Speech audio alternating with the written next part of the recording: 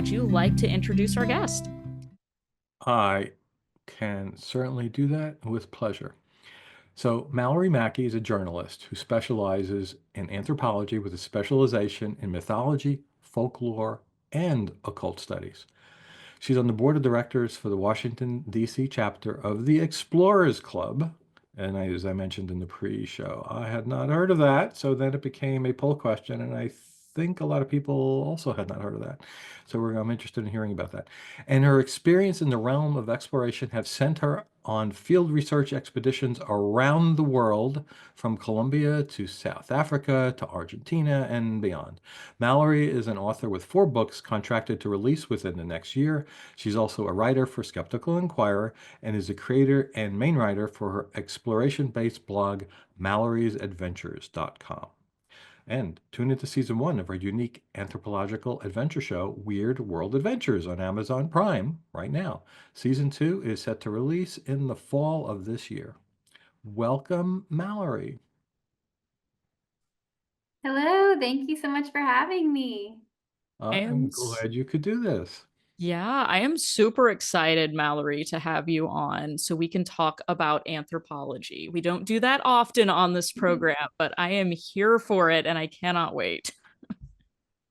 Very excited to share. I've spent so much time in the anthropological world, and my partner is so rooted in skepticism. And so I recently found myself on that sliding scale that I feel like those two worlds exist on. So that's what my presentation is about today.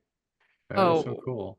yes, I cannot wait to hear your take on this because I also, as a student of anthropology in grad school, definitely felt that tension a few times and was asking myself, what am I doing here? What is happening right now?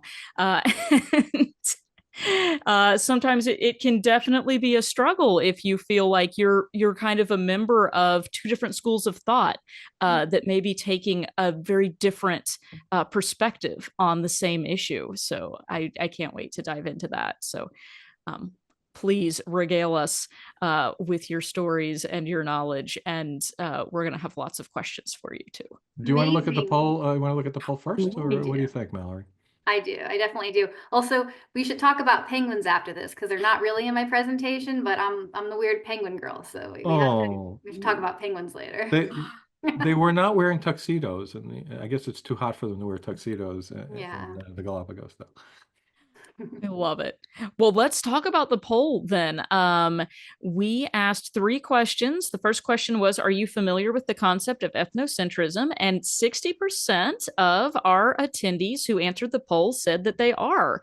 29% said no, and 11% went so far as to say, WTF is that? That was me. That was me. And do you want to tell us real quick, Mallory, or should we wait until you give a? Are you going to give a longer Wait until discussion? the presentation. It'll be a part of the Okay. presentation. Okay. Okay. So your question will be answered It will for be. the 40% of folks who did not know they were going to be tested on this program. Don't worry, we give the answers. Okay. So then next we asked, do you know anyone in the Explorers Club? And we had just 2% of people each who either are a member or know someone in it. Well, I think now, after tonight, we're all going to be able to say that we know someone Right. in it. So that's going to be a big improvement in our numbers there. And 24% of people said they had heard of it, but 71% of people Wow. definitely no idea. So Wow. exciting. A big number. Yeah. So I take it you're going to tell us about that too, right? Yes, I can go into a little more detail now because I don't think I say too much about it in the talk, but it's a centuries old club to field exploration. So it used to be back in the day, Teddy Roosevelt was a member, and it was more about exploring the world and the land of the world. And now that we've kind of explored most of it, it's moved more into ocean exploration, space exploration. There's a lot of people in there from SpaceX. So really it's about moving forward with scientific knowledge and research through field studies. Mhm. Awesome. Okay. Yeah. Well, can't wait to learn more about that. And then our last question in the poll is always the most important one. And we asked, in the Buffy universe, is Angel's non acceptance of vampire culture an example of ethnocentrism? And of course, you would have to have already known what ethnocentrism was to Right. really Hi. give a qualified answer to this, but you could guess or Google it real quick. But and you would also have to know who Angel is and what Buffy is. This was a very layered, Mhm. multifaceted test question. And 21% of people have said yes, it was ethnocentric, or Angel was being ethnocentric. 23% of people said no, and 56% of people do not know what we are talking about right now. So, Mallory, do you want to weigh in on this question? Is it yes or is it no or something else? I would lean into no, because I feel like for him it's more of a personal moral dilemma. Mm. Ooh, and I think that is going to get a little bit at some of the issue that you're going to discuss with cultural relativism later, right? Yes. I would need to be clarified on what vampire culture means. Does that mean like sleeping in a coffin? Does that mean killing humans and drinking their blood? Does that mean avoiding mirrors? What does that mean? What is vampire culture? I think it's just savagely killing people. Oh, okay. Wow. Yeah, interesting. I'm not sure either, because what is culture is one of those other Yeah, questions we could have a yeah. whole discussion about. Yes. I love it. Okay, well, we have lots of food for conversation then, it sounds like. Let's get into it. Mallory, I know you have some remarks for us. Do you want to just jump in, or did you want Let's to? jump in, and then Okay. I'll be open for lots of questions at the end. I might have my own sound effects as we go through this, so I apologize if I do. I am in full support of extra sound effects. Alrighty, so this topic today is anthropology through a skeptical eye. When do beliefs become harmful? Before we get into the talk, I'm going to quickly say, who am I, even though the host did a wonderful job already of explaining that, and why am I giving this talk today? I am Malorie Mackey. You've likely not heard of me, but we're going to change that. I am a journalist who focuses on anthropology with a specialization in mythology, folklore, and occult studies. I am on the board of directors for the Washington, D.C. chapter of the Explorers Club. And with that, I've worked on an archaeological dig in Battambang, Cambodia, on penguin conservation efforts in South Africa, and on penguin conservation efforts in Argentina. So my work, I lost my notes, guys. My work through my journalistic efforts, through the Explorers Club, and through partnerships with tourism boards has brought me around the world. Over the next year, I have a hiking guidebook focusing on the legends and lore of the Great Smoky Mountains coming out through Falcon Guides. I have a book highlighting 500 of the strangest places around the world releasing through Chronicle Books. And I have a book showcasing the most unusual places in Virginia finishing up. And several articles releasing in the Skeptical Inquirer. As a mythology expert, I love weird things and I love sharing the strange and unusual with everyone. And I use the word weird in a very loving way, as I love to celebrate people's differences. I myself identify as a weirdo. This love gave birth to my unique cultural adventure show, Weird World Adventures, which you can watch now on Amazon Prime. I have the sizzle here for it. You have to bear with me because it doesn't come off very skeptical. It kind of leans into the legends and lore, so we'll go more into that side later. I just thought it'd be fun to share the sizzle reel with you guys first. In our work, the criminal is invisible, intangible, sometimes demonic. God asked me if I was ready to die, and I said no. And there was a man leaning over the railing, staring straight down at me. But it didn't stop there. My name is Malorie Mackey, and I have a strong passion for everything dorky and unusual. It's my kingdom, the kingdom of fiberglass. We're gonna stop by the Cat Museum. Mix that with my love of travel and adventure. There is no way we would have found this without the help of a local. And we have for one strangely exciting show. There is not a person at this table that is not psychic. Where I learned to sculpt was sculpting people's faces back from gun blasts. Oh. Join me as I take you to places the mainstream media is either too afraid to. Of the devil. Yes. You know, because people didn't understand. How can No, you ignore you can't. people who are hurting or too cool to visit. So I'm here today on the Yellow Brick Road. You ready to go see some dinosaurs? Yes. This season, we'll be checking out some of the most haunted places in America. It grew from this charming little Victorian house into this 7-story titan. What would you like me to do?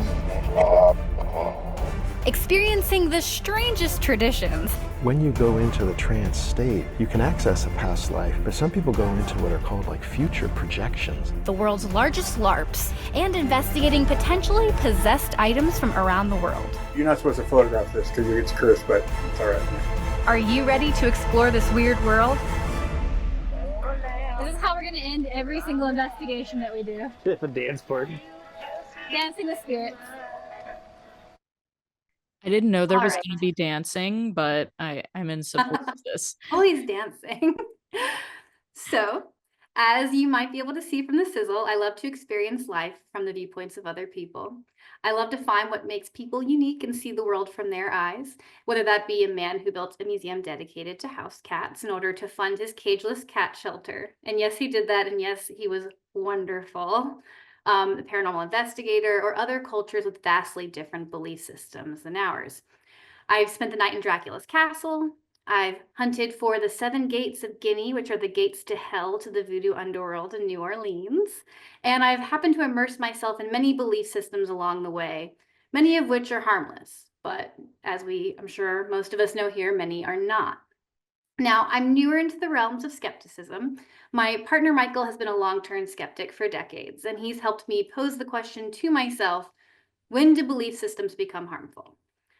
Right off the bat, before we dive into this, I want to give you the addendum that there is no right answer. This is a very, very gray, very subjective sliding scale. It's something I'm still struggling to decide with where I lie on this daily. So this talk will serve as more of a presentation of the facts that pose questions to open up a discussion on this sensitive and vastly important topic. So up until very recently, I studied cultural anthropology. Cultural anthropologists take a vastly different approach to this question than someone from the skeptical world might.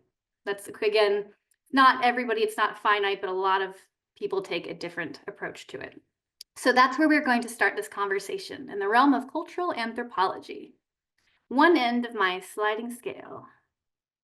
So what is cultural anthropology?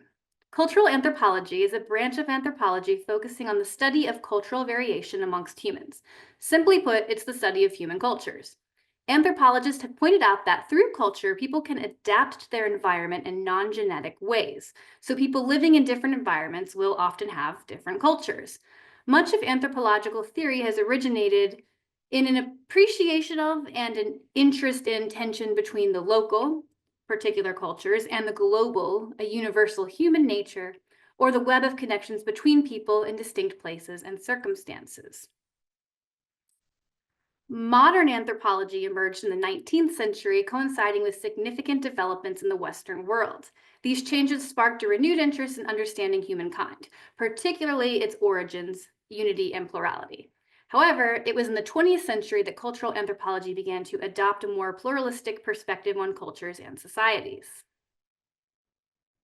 Participant observation has defined a lot of my point.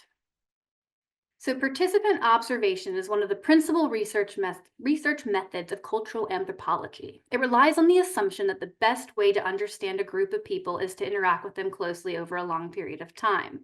Historically, the group of people being studied was a small, non-Western society. However, today it may be a specific corporation, a church group, a sports team, or a small town, depending on the research that's needed. There are no restrictions as to what the subject of a participant observation can be, as long as the group of people is studied intimately by the observing anthropologist over a long period of time. This allows the anthropologist to develop trusting relationships with the subjects of study and receive an inside perspective on the culture, which then helps him or her to give a richer description when writing about the culture later. Observable details like daily time allotment and more hidden details like taboo behavior are more easily observed and interpreted over longer periods of time, and researchers can discover discrepancies between what participants say and often believe should happen. The formal system and what actually does happen, or between different aspects of a formal system. In contrast, A one-time survey of people's answers to a set of questions might be consistent, but it is less likely to show conflicts between different aspects of the societal structure or between conscious representations and behavior. Interactions between an ethnographer or observer and a cultural informant must go both ways. Just as the observer may be naive or curious about a culture, the members of the culture may be curious about the observer. To establish connections that will eventually lead to a better understanding of the cultural context of a situation, an anthropologist must be open to becoming a part of the group and willing to develop meaningful relationships with its members.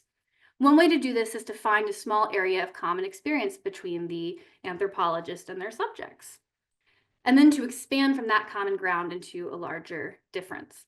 Once a single connection has been established, it becomes easier to integrate into the community, and it is more likely that accurate and complete information will then be shared with the anthropologist. So the more you are integrated in a community, the more you will understand it, the more people will trust you, the more you'll develop those relationships, which is important. The majority of participant observation is based on conversations. This can take the form of casual, friendly dialogue, or can also be a series of more structured interviews. A combination of the two is often used, sometimes along with photography, mapping, and artifact collection, and various other methods. In some cases, the observers also turn to structured observation, in which an anthropologist's observations are directed by a specific set of questions they're trying to have answered.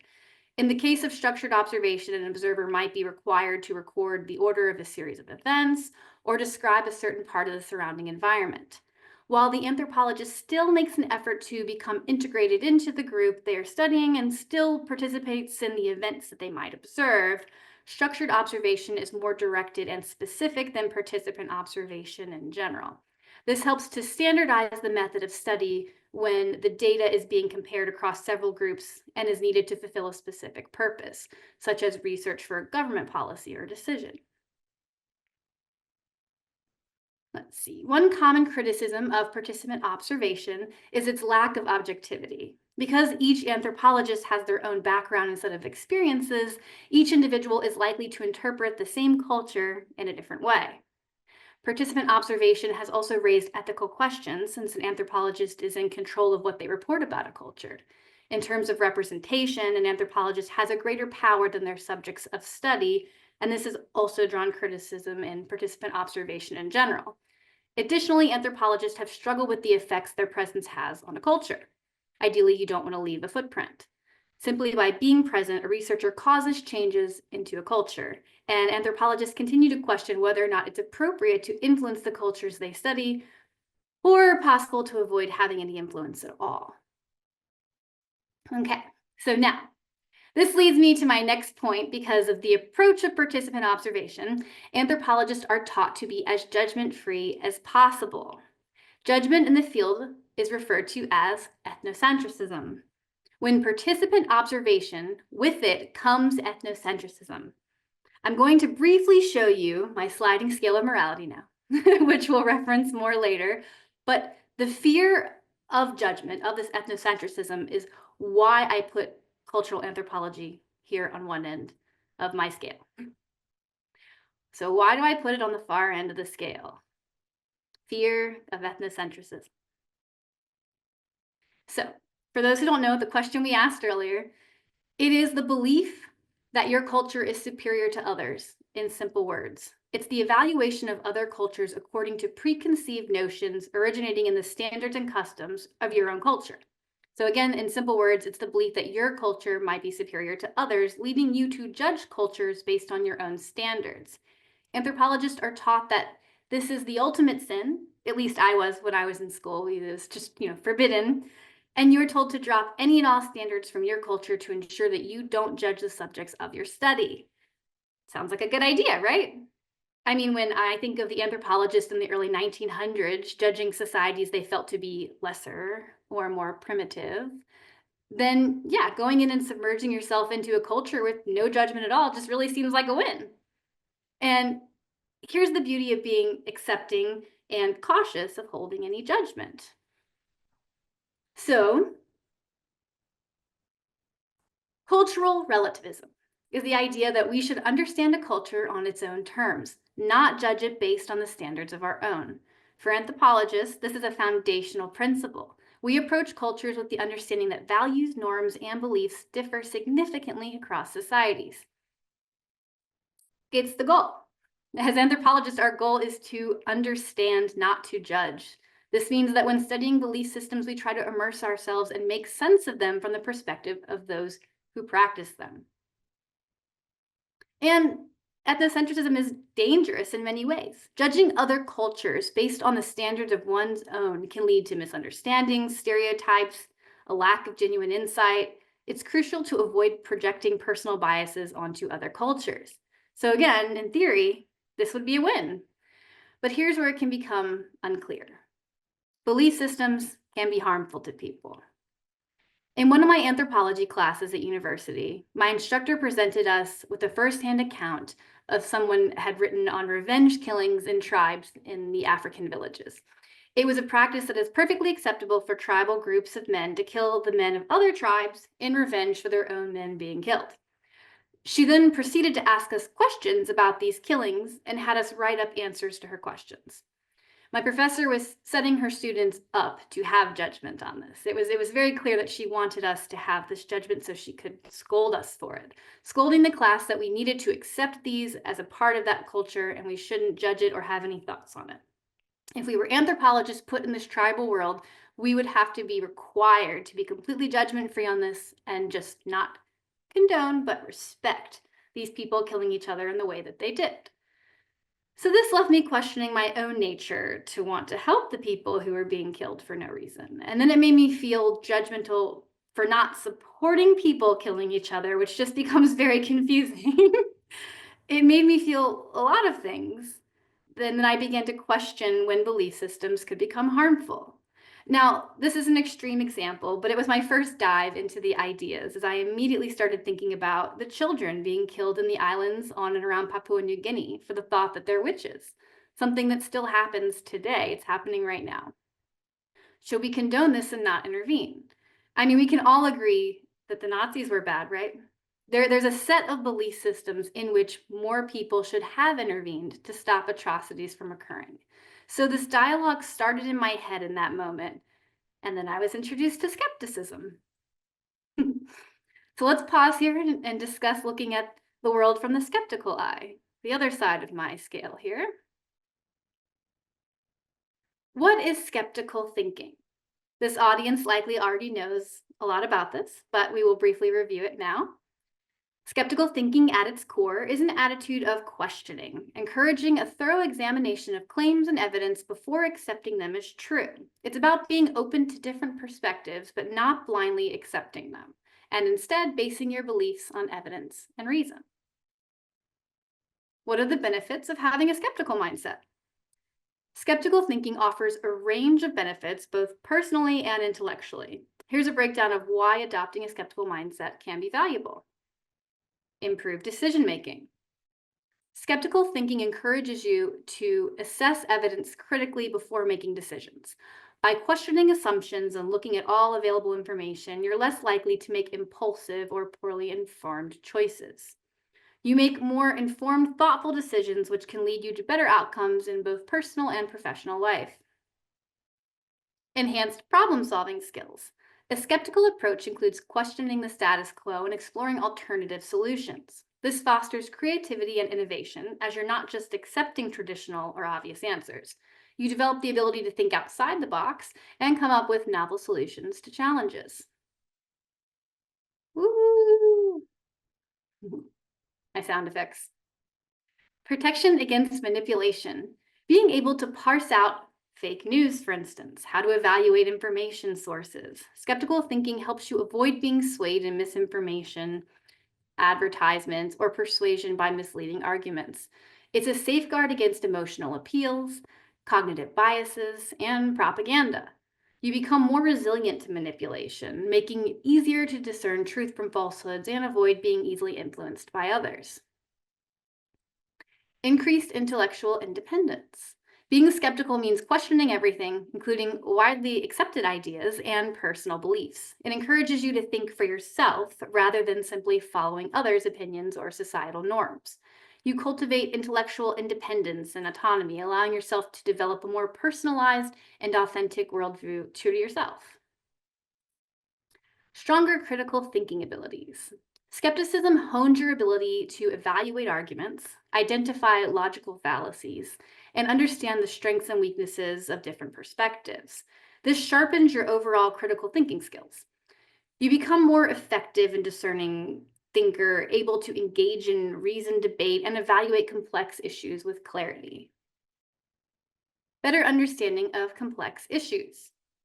Skepticism encourages deeper investigation into issues rather than accepting surface level answers. By questioning and probing, you gain a more nuanced understanding of complicated topics.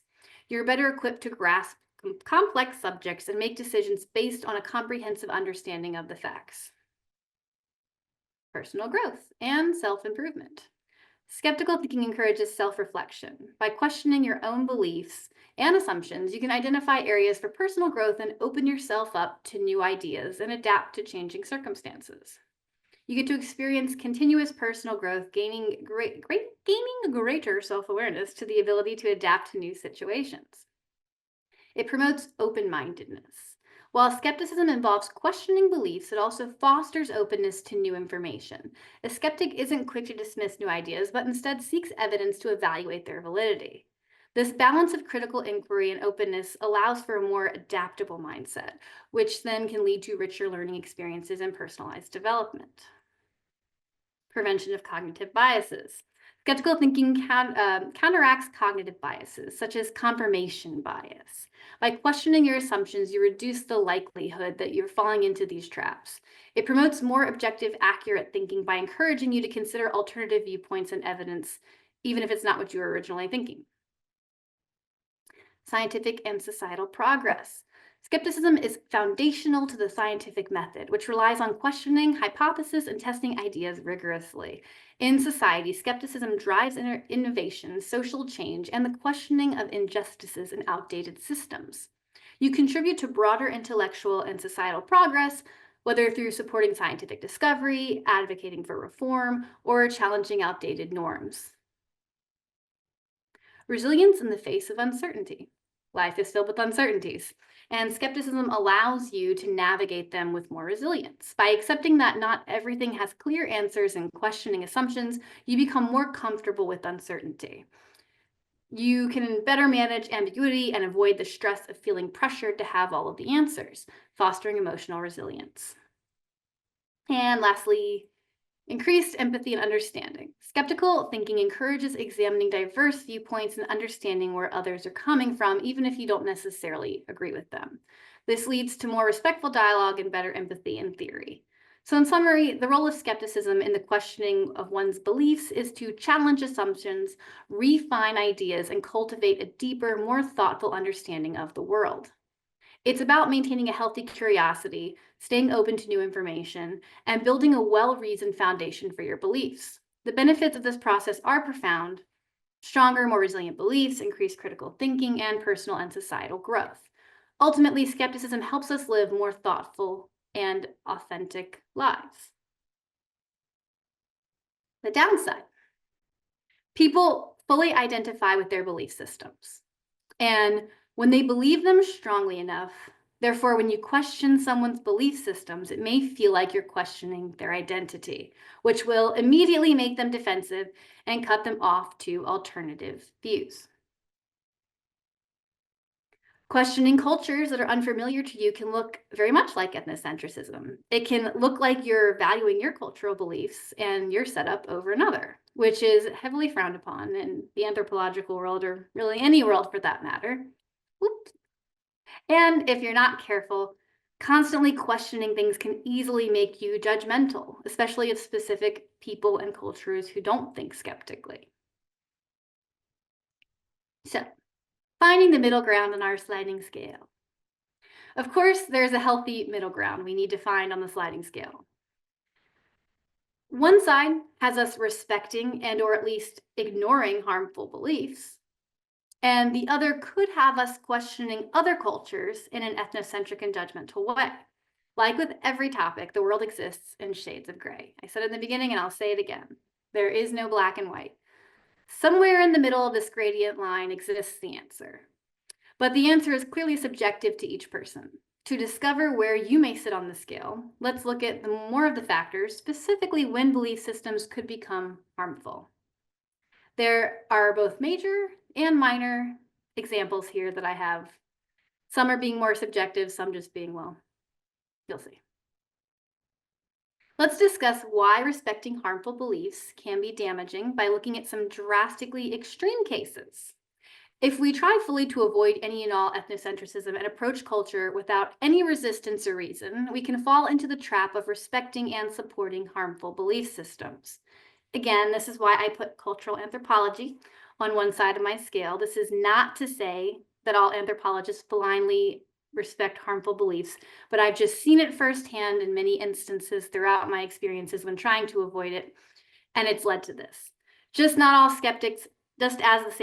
all skeptics are judgmental either. I've just seen the negatives of both sides, so I'm presenting the facts as I've seen them in very rare cases. We're all on the scale, like I said.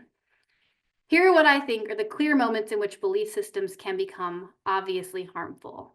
And these may seem obvious.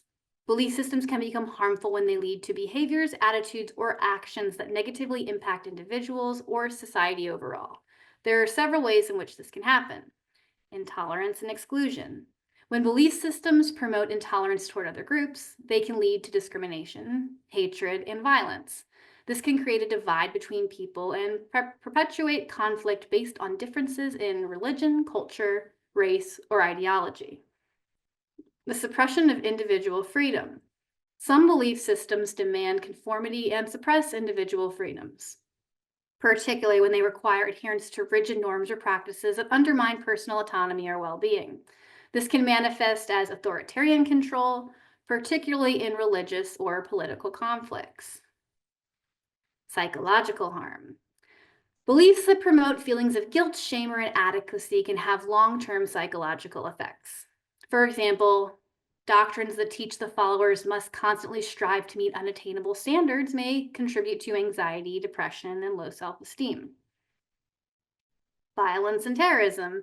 In extreme cases, belief systems can encourage acts of violence or terrorism. When followers believe their beliefs are superior and justified by a higher power or a higher truth, they may justify harming others in the name of the belief system they hold. Manipulation and exploitation. Some belief systems are used as tools for manipulation, with leaders or organizations exploiting followers for power, money, or control. Cults, for example, can create environments where followers are emotionally and financially drained. Resistance to progress. When belief systems refuse to adapt or reject new knowledge, especially in areas like science, medicine, or human rights, they can prevent society from advancing and solving critical problems. For example, rejecting medical practices or scientific discoveries based on dogma can lead to harmful health outcomes. Enabling harmful practices. Some belief systems might condone or even mandate harmful practices, such as child marriage, corporal punishment, mutilation. These practices can cause physical, emotional, and social harm, often with long-lasting consequences. So a belief system isn't inherently harmful. It's when the interpretation, implementation, or enforcement of that belief causes harm, and that's when problems arise. It's crucial for belief systems to encourage respect, open-mindedness, and critical thinking in order to ensure they promote well-being for individuals and society as a whole. So there's some very clear and very obvious moments in history when belief systems have become harmful.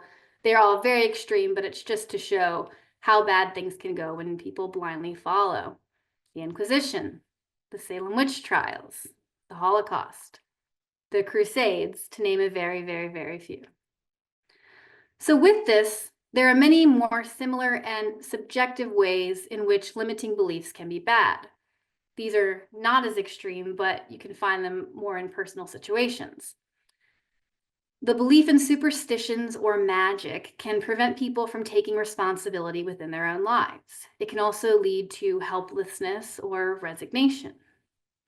Believing in spirits can stifle emotional healing or prevent someone from moving on and processing grief when they want to visit mediums instead of trying to heal themselves. Chronic guilt and shame can be rooted in certain religious beliefs, which can set people up to feel unworthy for conducting normal behaviors. And fate blaming or believing in fate can push people to avoid responsibility. And now we're going to go back to my scale. I want to pose this question before I continue. Are you starting to figure out, or at least consider, where you might fall on my scale? Before we discuss further, let me explain more about myself in this. As I mentioned in the beginning, I'm still working out where I fall on this scale. I value being a voice of reason between worlds that seem to be at odds, and I try to value and respect everyone's beliefs within reason, of course, after what we've talked about. I also, however, recognize that this makes me vulnerable at times to being manipulated, and I work every day to keep that from happening. A skeptical mindset hasn't come easy for me. It's been more of a learned behavior. My partner, Michael, and I are writing a piece for the Skeptical Inquirer for later this year about the parallels that Wicked has within skepticism. Without spoiling anything, I've found that I tend to identify more as the believer than the hard skeptic, finding a lot of my traits matching with Glenda. Yes, you can judge me for that. Where Michael is a hardwired skeptic that relates deeply with the skeptical eye of Elphaba, the Wicked Witch. Having that insight into our partnership and dynamic has shown me the deep value in being able to see both of these perspectives when approaching a moral dilemma in the realms of cultural anthropology and belief systems. You need that empathy found in the archetype of the believer, while also needing that sharp critical thinking offered by the role of the skeptic. Hence why I think being somewhere in the middle of the scale is an imperative place to be. I started this talk in the world of cultural anthropology, and I'd like to end it there by discussing how the role of an anthropologist, or an everyday civilian too, can serve in the intervention of beliefs that we might find damaging. So the role of anthropologist in intervention. While respecting culture is central to anthropology, there is an ethical responsibility not to remain passive when faced with practices that could cause harm.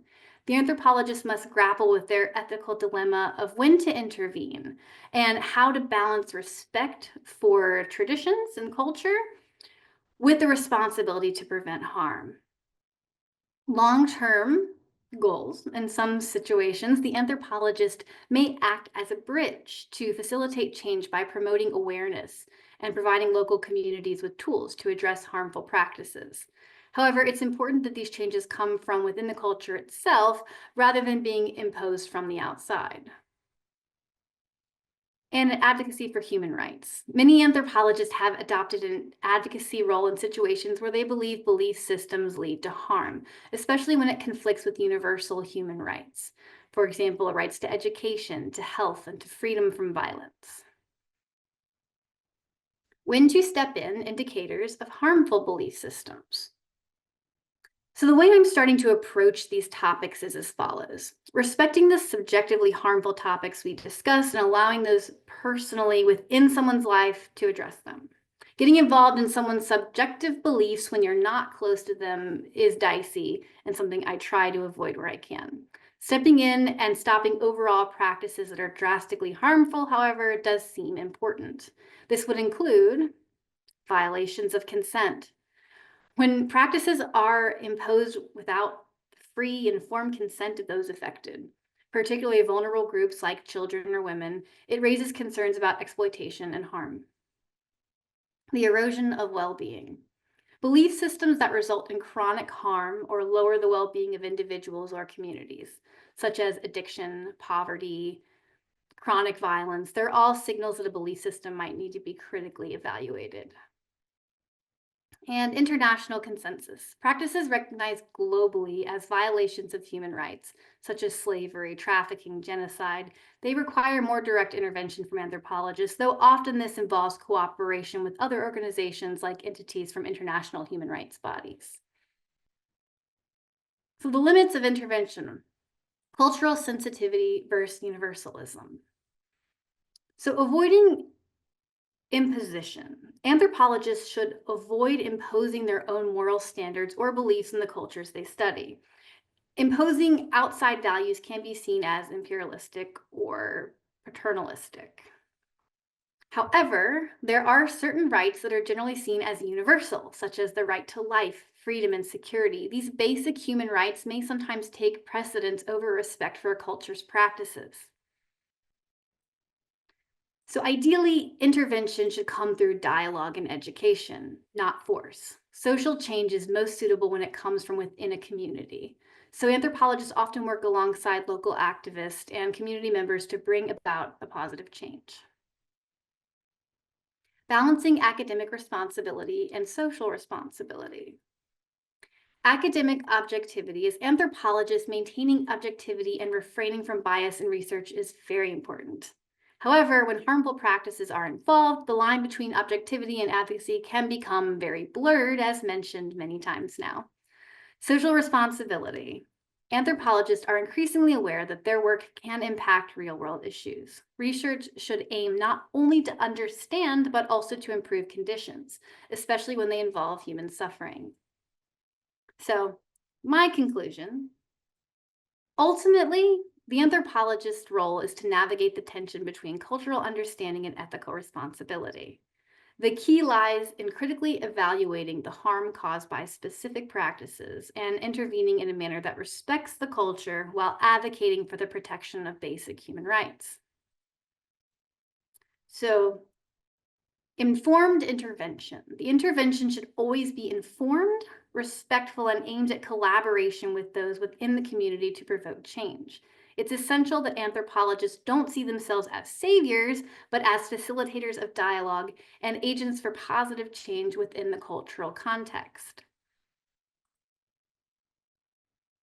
In short, anthropologists have to walk a fine line between respecting cultural practices and challenging beliefs or systems that cause harm. Actually, everyone in society does. We all face these issues every day. Anthropologists are just put more into the front line because of participant observation. There are times when intervention is necessary to protect human dignity and rights, but it must be done in a culturally sensitive and ethical manner. That's the resolution I've come to at this time. After all, I don't know all the answers. No one does. The world is not black and white. It's exceptionally gray. And I want to leave you today with this question. Where do you draw the gradient line on your sliding scale? Where do you stand on that sliding scale of morality that I presented you with today? Thank you. Thank you, everybody, for listening. And I see we've got your links there for people to learn more. We'll definitely share that in the chat.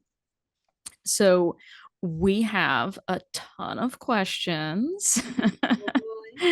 Can't wait. I'll also call your attention to one of the conversations that was going on in the chat. I don't know, you probably were not able to see because you were presenting to us. Yes, I couldn't see anything.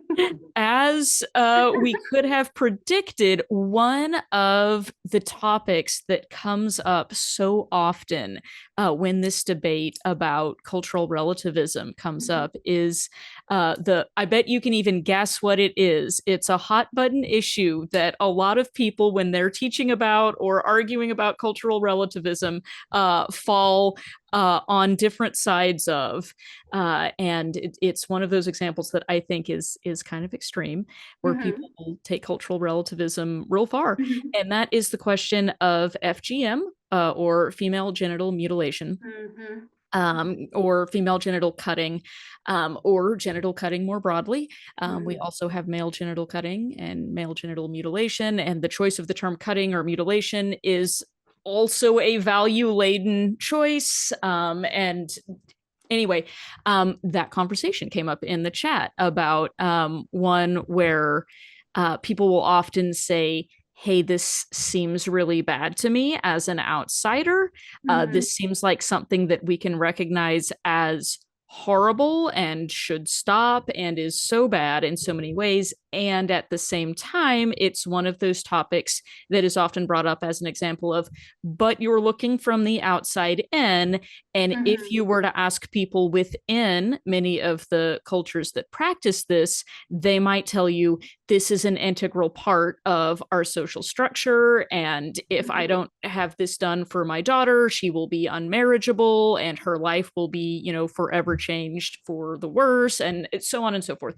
And people seem to struggle with this issue by saying, okay, at first, this seems very bad to me, but then what about cultural relativism? Do you have, I think I can guess your thoughts on that, but I would love for you to have a chance to weigh in on that conversation that we've been having in the chat, if you would like to.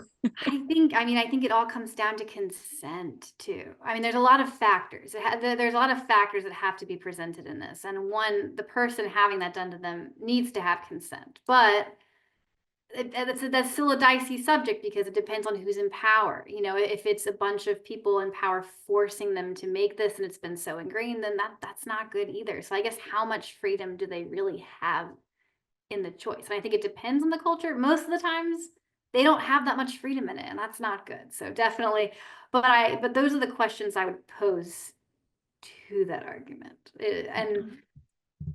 I just don't think in that kind of situation there really is much freedom for them to choose for themselves. So not good.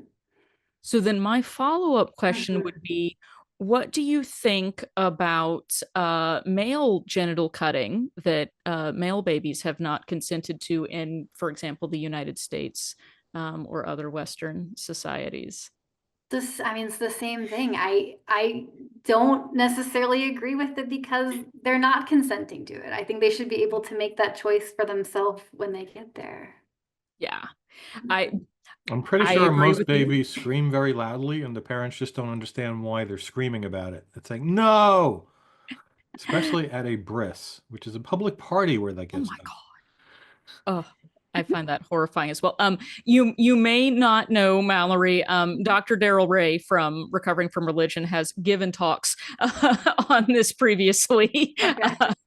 Not in favor of the practice. And it's one that I find fascinating sometimes, where people may come out very much opposed to the idea of, I just found out about these cultures and societies that are doing this to young girls, and yet do not question the practice being performed on young boys in their own society. And I find that to be a good example of where, okay, perhaps this tool of cultural relativism may be useful here to say, hey, hold on a minute. You're calling out these people for being barbaric, for doing something that you find perfectly fine when it's in a context that seems normal to you. So, hey, let's maybe put on our cultural relativism hat and try again. People surprisingly have little insight into their own worlds and beliefs sometimes. Yes, which is what I find so interesting about studying anthropology is if you're thinking critically and skeptically, it might even make you start thinking about your own beliefs and your own practices that you have grown up thinking were normal and natural, and then realizing, okay, no, they're not. For people who are watching this live in the chat, Dr. Ray posted this video, but for people who can't see the chat and watching this on YouTube later, you can look on YouTube. It's called Dr. Daryl Ray on circumcision. Oh yeah. And Daryl, do you want to weigh in on this? We're talking about you like you're not here, and you're here in the room with us. I'm just enjoying the conversation. Malorie, thank you. This has been my double major was sociology, anthropology undergraduate. And if you've read any of my books, you know there's anthropology everywhere in my books. But this issue is not something anthropologists deal with. It's something every one of us, as somebody already mentioned, we all have to deal with. It's every day of the week practically. And so I love your spectrum, because I think that it puts it in perspective for all of us, not just for anthropologists. But thank you. No, I don't have anything else to say. I'm dead set against circumcision, period. Mhm. Thank you. There was a Penn and Teller, the bullshit about that too. I recently Yeah, there was. watched that. Yeah. So that's, excuse me. Yeah, that's one of those big debates that comes up about this that I also sometimes find my flabbergasted when we find ourselves vigorously defending a practice that seems by almost any standard I can think of to be very harmful, just because, well, I learned in school that we need to apply this one tool and this one framework for thinking about things. Okay, well, yes, but we have more than one framework and more than one theoretical tool in the social sciences that perhaps we may apply simultaneously. Yes. Yeah, and it's hard because it's so subjective. Like you can still conduct studies, but there is no numerical value that makes it finite. It's very subjective, which makes it a fun discussion. It does. A controversial. It does. Can I add one little piece, Kara? Yeah. Most people don't know, but when Dr. Kellogg first pushed for circumcision back in the 1880s, 1890s, it wasn't just circumcision, it was female genital mutilation as well. He thought masturbation could be reduced or eliminated by mutilating boys and girls. But the girls piece didn't take off as much as the boy piece did. So we're only 100 years out of doing FGM right here in our own country. Mm-hmm. And to Glenda's earlier point as well, there are still non-consensual operations performed on intersex babies of various kinds of operations that would fall into that category too. So yeah, I was one of the people who had not heard the term ethnocentrism, but as we often discuss Star Trek here, I want to bring that up. I know Kara would know what I'm talking about. I don't know if Mallory is a fan. There are many episodes of The Next Generation where this, apparently, now that I'm thinking of it, was the plot. One of them, Wesley Crusher steps on some plants on some planet where that's a death sentence. And then Picard has to decide, do I intervene here? Can I intervene in a different culture where, nope, yeah, he deserves death according to them? And there's a whole bunch of other ones like that too. So the writers of that really must have understood this concept.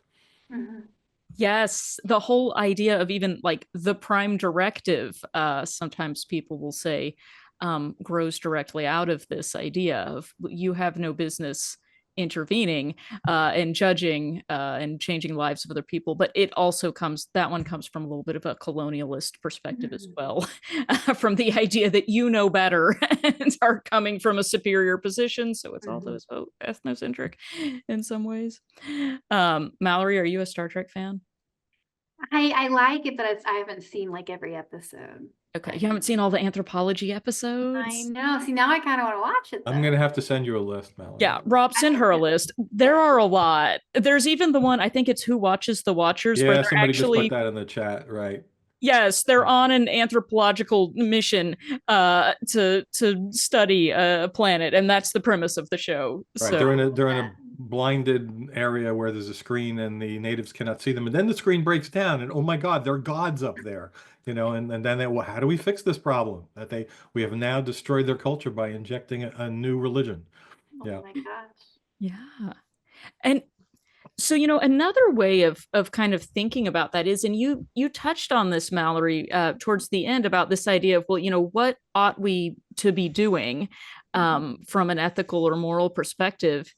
And I hear that as another way of kind of thinking about this question of, well, okay, is it a time for cultural relativism? Is it a time for skepticism? Is it a time for something else? Sometimes people in the academic world will kind of draw this distinction and say, okay, well, are you doing science or are you doing activism? And perhaps that matters to which tool you're going to choose out of your tool belt. What do you think about that? Or does that factor into kind of your understanding of when ought we to intervene or take a different path? I think that definitely it definitely affects people. I mean, what your goal going into whatever research you're doing, you're going to be focused on that goal, so it's going to motivate the outcome. So if you're focused on, okay, well, I need to collect research, you might, I agree, you might kind of overlook a little bit of things that you wouldn't if you're there with, gung ho ready to fight for activism. I don't know if that's necessarily the right thing. I feel like we should always kind of walk the middling line and maybe even, pay attention to both voices on your shoulder there. But I do think it affects it quite a bit. Yeah, I do too. I think we can chew gum and walk at the same time. Yes, yes. I remember participating in a seminar in grad school where we had to discuss the series of ethical dilemmas as if, okay, pretend you're an anthropologist in the field, and I'll ask you one. You can tell me your how you would answer it. Spoiler alert, I felt like the answer to this was pretty obvious, but perhaps some people find it to be a dilemma.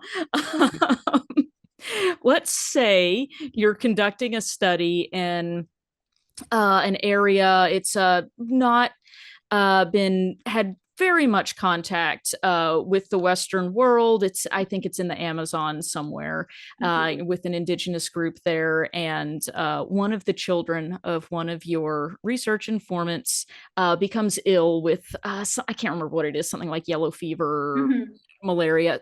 And it turns out like you have brought with you a supply of medication for your own use.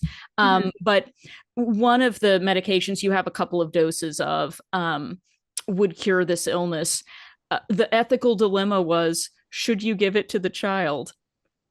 Yes. Yes. I agree with you. I was baffled to find that this was framed as an ethical dilemma in a course. And some of the alternative perspectives were, well, you may not have enough doses for other people, or perhaps this will cause some kind of a dispute in the society that you're studying because there's not enough to go around, and why don't you give it to this person? Or perhaps this will interfere with the natural development of other solutions.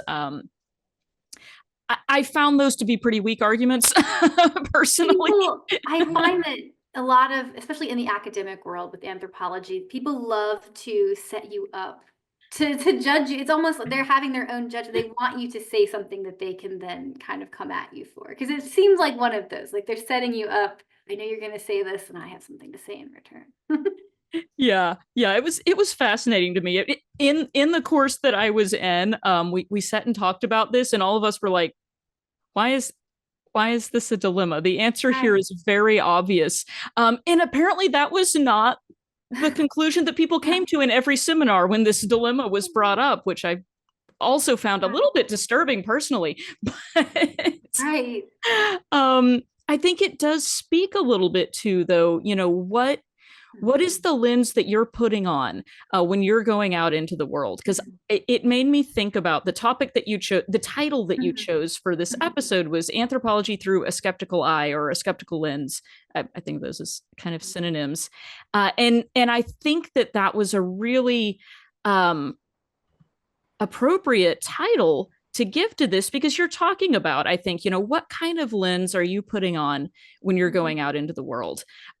We can put on our cultural relativism glasses and see everything is, equally valid, and, every idea comes from somewhere and everything like that. But also we can put in our, hey, let's not harm people glasses. Right. See things from that perspective too. Not that it's really the same thing, but it comes to mind the other research that I volunteer a lot on conservation research, and it's the same. The lenses that you put on matter, because I've worked with penguins in South Africa, and I've worked with Magellanic penguins in Argentina, and South African penguins are almost extinct. They're critically endangered. I think there's 12,000 left in the world. It's a very small number. And Magellanic penguins, there's 3 million of them. They're thriving over in South America. And when you go to South Africa, the mission becomes, how many penguins can we save? How can we keep them from being extinct? How can we keep them alive? So you intervene if there's dangers to the penguins. You do everything you can to try to keep them thriving. Whereas in Argentina, there's 3 million Magellanic penguins and they're not in any danger. And the approach is we're collecting data. That predator just ate that bird and you're going to watch it eat that bird. And it's a very, the lens that you bring, I guess, is also based on the mission in which you are out to do. Oh, that's a great point. I have often thought to myself, man, I picked the wrong job. I would love to do like wildlife documentaries. And then I think about that and I would hate to watch the penguin get eaten. I don't think I could do it. I have a really disturbing story about penguins that I have to share because it just so in Argentina, there's a lot of predators that are there for the penguins. And they actually had someone with us that was studying predators and like the Jeffries cats that were there eating the penguins. And there were a bunch of penguin murders, and we would go out and like look, well, what happened to this penguin? And a lot of times they were eaten by the Jeffries cat, but it would just kind of like eat the neck. Like you would see this, but then their heads were missing, and we were like, well, where are these penguin heads? Where did they go? The cats don't eat the heads. And it was a mystery for about a week until our predator guy found a bush filled with penguin heads. And there was this escoa, which is a predatory bird, that had collected the penguin heads and decorated his bush with them. Oh. Because nature is horrifying.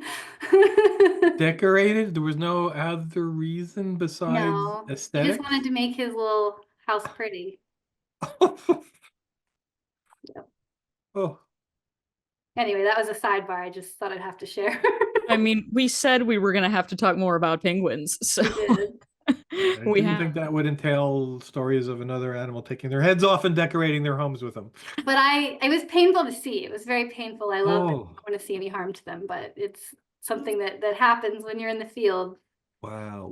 Like now I have these images in my head, which I don't want there. Like were all the beaks facing in the proper direction, or were the heads upside down and backwards? Like they were just kind of all over, and some were in the bush and then some were like outside and around like Christmas tree.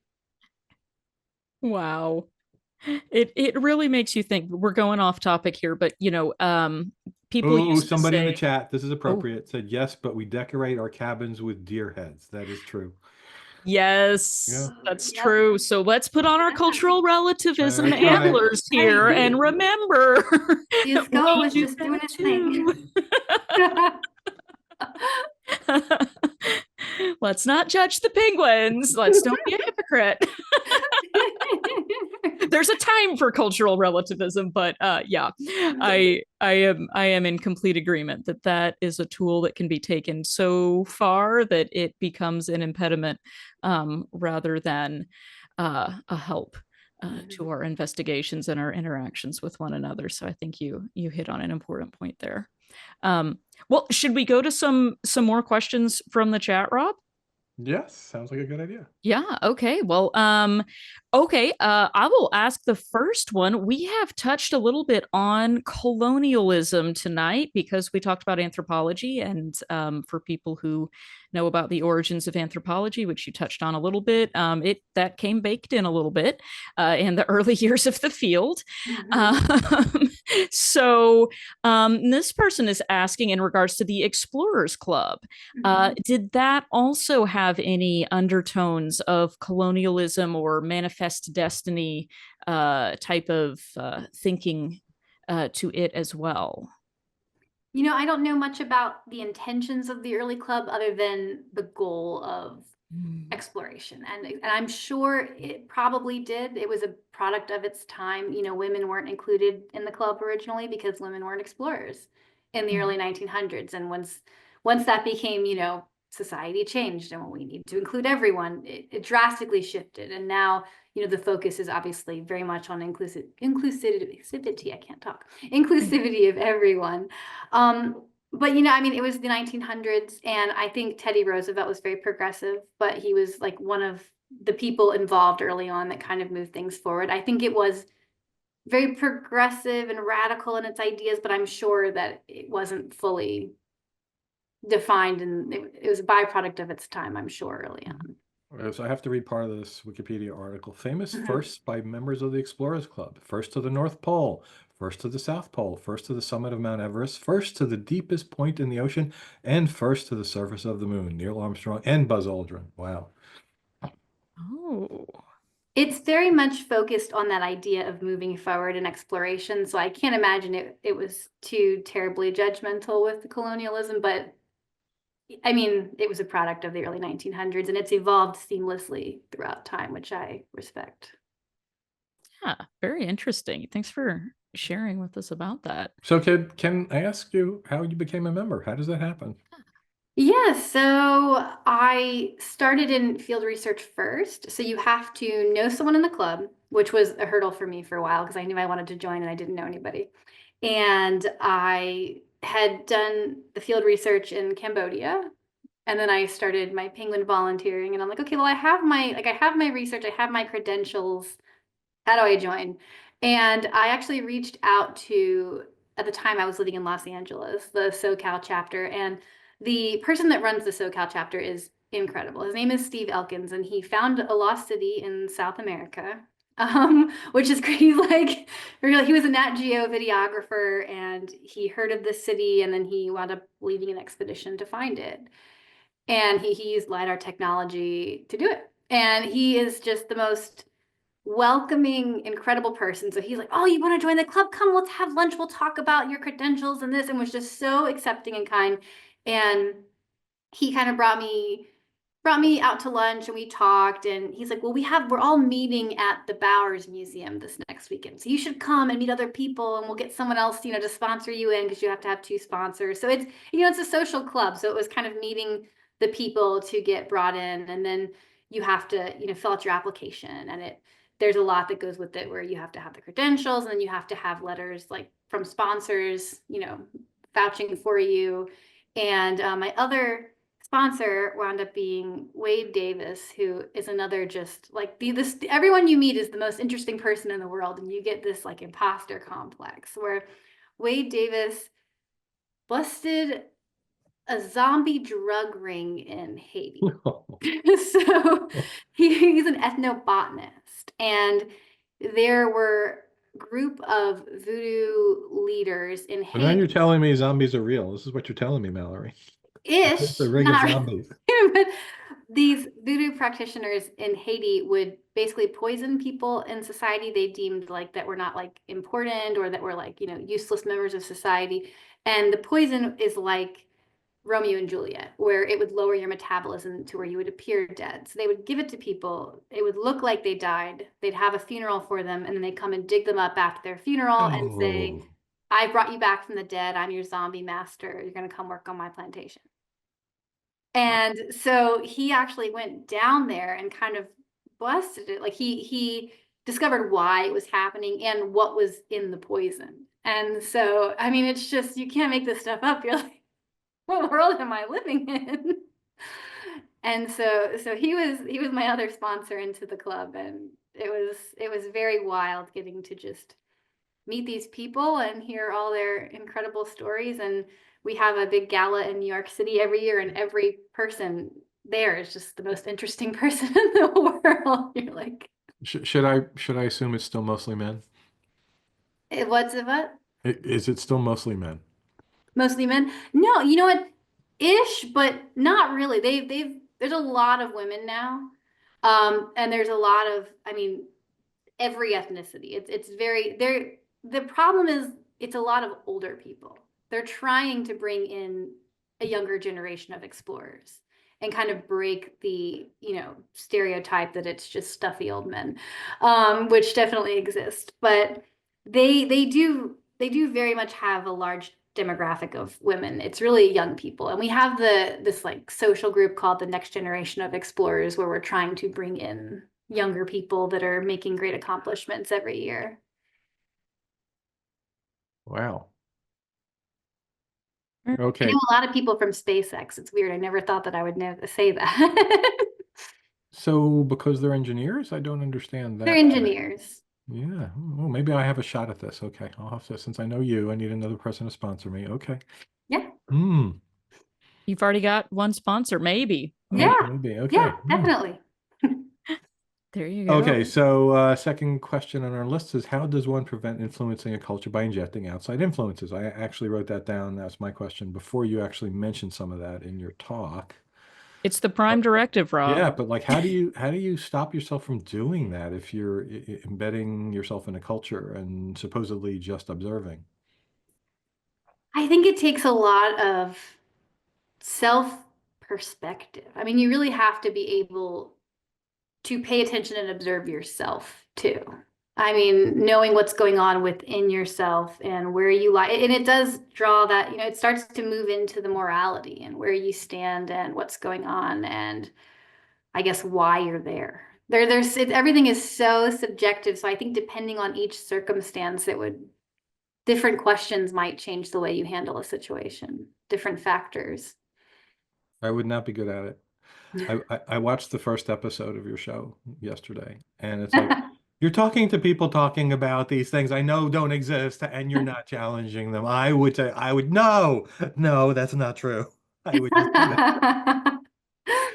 It's It's interesting to, I feel like, get pulled into. It's fun to me sometimes when it's more harmless. It's fun where we went to Romania for season 2, and we really much like we followed the trails of Vlad Tepes and really kind of dove into like the vampire culture of Romania, and the person giving us the tour of Bran Castle was so into it, to a point where there's times I'm like, do you believe this? I don't know. I'm not quite sure what's going on. But it's very fun. I don't know. It just, the storytelling aspect, you kind of get sucked in sometimes I've always had that bit of empathy that draws me in, like it's almost like playing, like, oh, okay, I wanna immerse in this. This is interesting. Okay.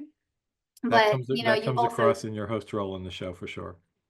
but then you do have to like, draw lines and step away too. It's a very subjective line, but we went through the dungeon. I mean, we all know that the story of Dracula was fake, but we go through this dungeon that the end of the story takes place where Quincy Morris kills Dracula, and the person taking us through is like, this is where Quincy Morris killed Dracula. We're like, well, in the book. In the book, though. Yeah, so that kind of reminds me of another topic that someone else in the chat has also brought up too.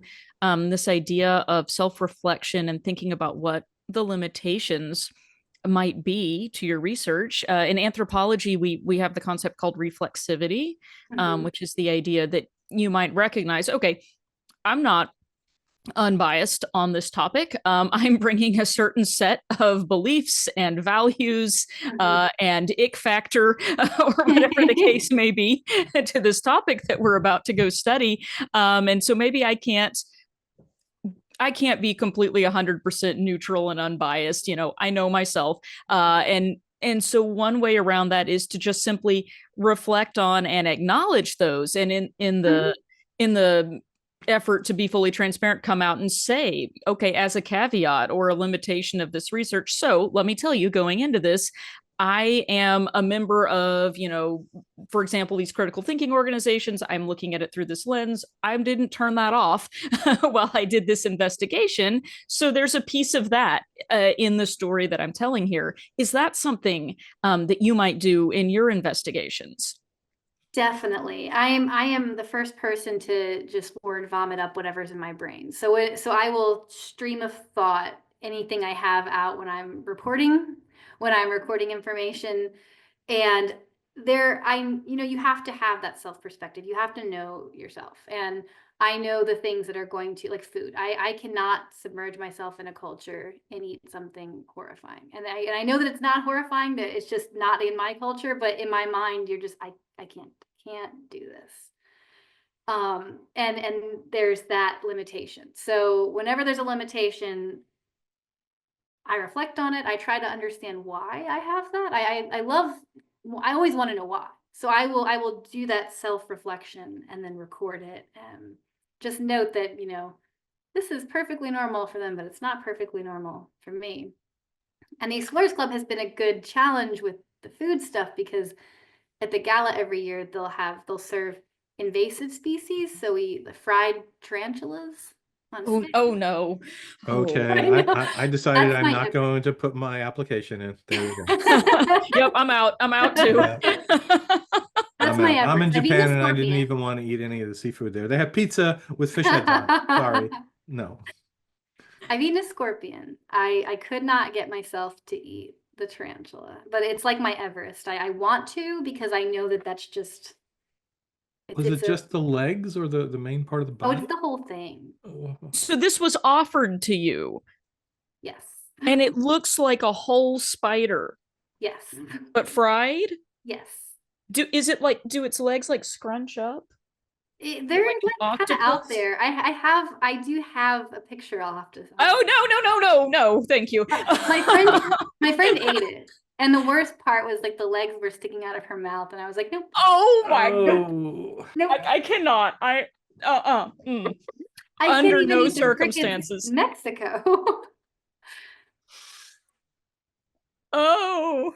Okay, yeah, we're done with this topic. Moving on to the next question. Just on that note, we will transition seamlessly to if we have a wall of separation between church and state, but church continually changes tactics, specifically to ram at the wall. Have we reached the limits of how tolerant we can be of religion? That drives me crazy. Seriously, that's like one of my pet peeves that I will get passionate about is separation of church and state, and the fact that no one can hold on to this. I took a government class in Virginia, and at the time, Virginia was more conservative than it is now. And we had to pick a debate topic. And I remember I wanted to fight, like, pro-gay marriage. And there were people that would use, well, the Bible says it's wrong, in a government class as the alternative debate point, and the teacher wasn't stopping it. And it just killed me. So I'm like, well, but this is a government class, and why can we not wrap our heads around separation of church and state? Fair question. I don't understand. I do get very passionate about it. To me, it is very clear, and that's with I have my own belief systems, and even if if they should be separate too from the government. I mean, it's a fully equal thing here. No religious belief should be implemented into our government. Yeah, and that's an interesting point too of, we hear sometimes those talking points that kind of sound a little bit similar to when we take cultural relativism kind of to an extreme and say, oh, well, but we can't judge anything. This is someone's sincerely held belief. Okay, well, your sincerely held belief is that, like, I'm supposed to be executed or something for existing. Right. So I'm gonna disagree with you on that. Right. And I think it's okay to disagree. I like to put out the caveat when people say, well, all beliefs should be respected. I think people should be respected, but some beliefs are stupid. Yeah. Anything that tries to take away human rights. I mean, the fact that we're living in 2025 and we can't just accept that everyone should have basic rights is crazy. Yeah. Preach. Okay. Rob, what do you have? No more spider questions, by the way. I am never going to get that image out of my head of the legs. I can't. Yeah, Mallory, you may have, if Kara had been the star of Raiders of the Lost Ark, the line would have been, why does it have to be spiders? Yes, 100%. I would not have made it into the tomb with the rolling rock. Oh, nope. Yeah. Nope. Okay, so we have one interesting. I'm going to actually put it in the chat. If you can read the chat, I'll read it out loud, but it's a little complicated.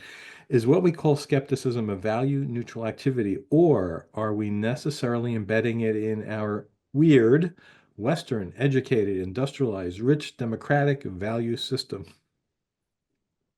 I do think it is a part of our beliefs, but I think it's a little bit of both. And I mean, I try and believe a lot of good in the skeptical movement too, but I've also seen, harm from that when people can very, very quickly become closed-minded with that approach as well. Like, this is correct because this is what the facts tell me and there's no room. And then they become unwilling to hear the other side. And that's when people start judging and fighting each other, is when you can't move the way that you see the world.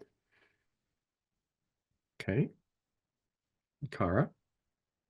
All right. I think we've got time for a few more here. So let's see, where are we? Let me find one that is related to that. So, okay, this one was kind of interesting, and this gets a little bit into the nitty-gritty of philosophy. So we can go as far or as short into that as you would like. But the question is, does cultural relativism lead to moral relativism, or is it the other way around? And I would add, or something else. I think they influence each other. Mhm. I think they both influence each other. I don't know how to elaborate on that. I have to, if you want to talk for a moment on that, I'm going to elaborate. Sure. Yeah. I mean, I think that they can be very much connected. I think some people do take cultural relativism to be the same thing as moral relativism, and that is kind of regarded as one type of cultural relativism, the idea that, well, morals derive from a particular culture and set of beliefs and adaptations, and who is one group of people to say that their morals are inherently superior to those of another group of people whose morals have derived from a different set of circumstances and values and beliefs. For example, if I think we can pick something fairly innocuous, it gets a little stickier when we pick something that is a little bit harder on us to disagree about. But if we, say like, oh, okay, well, it's whatever, it's immoral to not follow the orders of your grandparents when you're an adult. Okay, there are some societies that would probably say, yeah, that's immoral. You should respect your elders. That's a value that is held in high regard, to the point that it's even considered immoral to violate it. Other societies may say, no, you're an adult. Your opinion is as valid as your grandparents' opinion. There might be a lot of factors that would influence that. It's not immoral. It's not a moral issue. Who's to say which of those is morally superior to the other? And the kind of extreme cultural relativist in this case, or the cultural relativism that is also moral relativism, would say, well, depends on which society you live in. Mm-hmm. I think it's another sliding scale. Yeah. And I think that's a tough question to answer too. That's one for the philosophers. And where's David Teach Out when we need him? One of our other guests. It's an interesting question, and people will say, well, it depends on where you derive your morals from, and do you think that those are somehow intrinsic, or there's something inherent to them, or are they relative? A lot of the philosophy questions trip me up because everything has to be so meticulously defined. I'm very obsessed with defining consciousness because we don't have a good definition of the idea of human consciousness yet, and it's been one of my personal interests, just for funsies, and when we listen to podcasts upstairs while my husband's working sometimes, and every time I'm like, well, how would you define this word? Well, how would you define this word? I don't take people's opinions well with it because I need to have every aspect of it defined in order to really come to that answer. And so I think, so those types of questions, I have so many more questions before I can even have a thought, because I want this defined and I want that defined, and well, how do you define this? Yeah.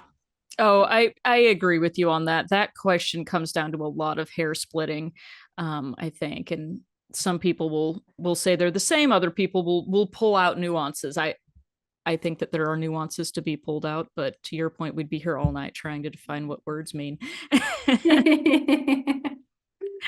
I don't know if that benefits us or anyone. I shouldn't say that. That disparages the difficult work of the philosophers. I respect their difficult work because it makes me have too many more questions. Yes, exactly. I love it. Okay, let's move on from philosophy to Rob's next question. Okay, I'm going to select this. There's two sort of similar ones. I'll use this one. In real life, people for millennia have always shared ideas, words, technology, traditions, knowledge across groups. Isn't there a sort of imperialism in assuming people from other cultures can't absorb and any contact or change? I guess they mean change from contact. I mean, yeah, that's also another hot debate point in anthropology is, we are all kind of moving into similar societies, all of the large powers of the world. And the US is a melting pot of a bunch of different cultures, and that's kind of what gives us our culture. And who's to say that societies are going to evolve regardless, and the factors that make them evolve are going to be interacting with other societies, and that just happens naturally. So really, it can only be avoided so much. And I agree. I mean, it should be up to that culture to accept people from other cultures, I guess, in order to grow. Okay. Very interesting topic. Do we have time for one more, Cara? Yeah. What Yeah, about let's that? do What one about more. that last one in the list to close it out? Yes, I was thinking that would be a good one to end on as well. Okay, so we'll end with this one. How much opportunity, Mallory, do you think there is for trying to pick out the best of both ends of the spectrum that you presented, with the cultural relativism on one end and skepticism on the other? I think there's infinite opportunity. I think it also changes. I don't think it's a set scale. I think depending on the problem, you might be in a different place on that scale than you would with a different problem. I think it's important to recognize that we're not finite on one side, and to know maybe the area in which you lie in it, but there are going to be thousands and thousands of factors that put you where you're going to be on there. And it's going to change because we're constantly changing every day. People are changing, evolving creatures. So where you lie on it today might be different than where you are tomorrow. And the problem that you're facing is going to put you in a different spot on that scale sometimes. So I think it's just having I like to know myself and define everything. I like to go into a situation, where am I on my scale for this? It's a good starting point to understand how you're approaching the world and how you're approaching problems. And hopefully that can be used as a tool to help you solve or accomplish whatever mission you're trying to do with whatever you're working on. Yeah, I love the idea of thinking of these kind of lenses as tools, to your earlier point. Totally agree. Okay, well, with that, it's about time to start wrapping up. Do you have any final thoughts that you would like to leave us with, or would you like to tell us where we can find more of your work? Thank you so much, everybody, for tuning in. You can watch my show on Amazon Prime. If you just put in Weird World Adventures, it will come up. The first season, like Rob said, is a little like, whoa, it's a little out there. I will have to say, with the addendum, that we did start with the Travel Channel in development, and they were pushing for more of the like drama, and then it kind of found its place with Amazon. So I have more freedom to question things in season 2. So season 2 will be just as fun. And we go all over the world. We have episodes in Romania and Iceland and New Orleans and Salem. So stay tuned for that. And then you can check out my updates every day on maloriesadventures.com. It's MALORIES adventures.com. And I'm Malorie's Adventures on Instagram, and Malorie Mackey as well.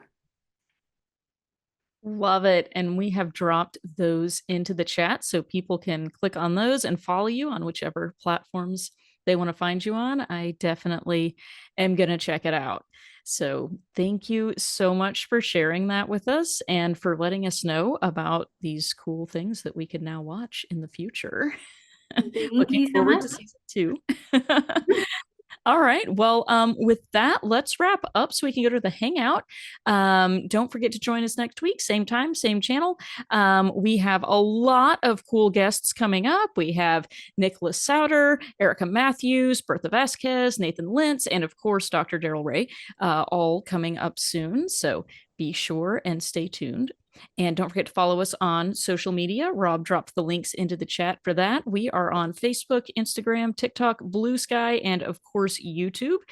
So like, subscribe, share, all that good stuff. It helps other people find us and find out about our services.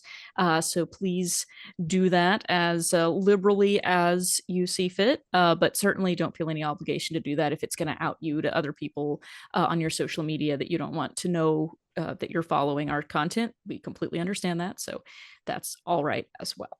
Okay, what else can people do to get involved, Rob? Well, they can consider volunteering with us here. We've learned that healing can come from helping other people, and volunteers here find meaning and purpose by volunteering with RFR. All of the services that we offer are done by a team of volunteers, and we're always in need of more people. There's all sorts of jobs besides working the helplines, which gets talked about a lot on, atheist call-in shows. They refer people to us, and that's fantastic. But mostly that's all they hear about us, that we have this helpline. But we have so much other stuff that we need volunteers to help with.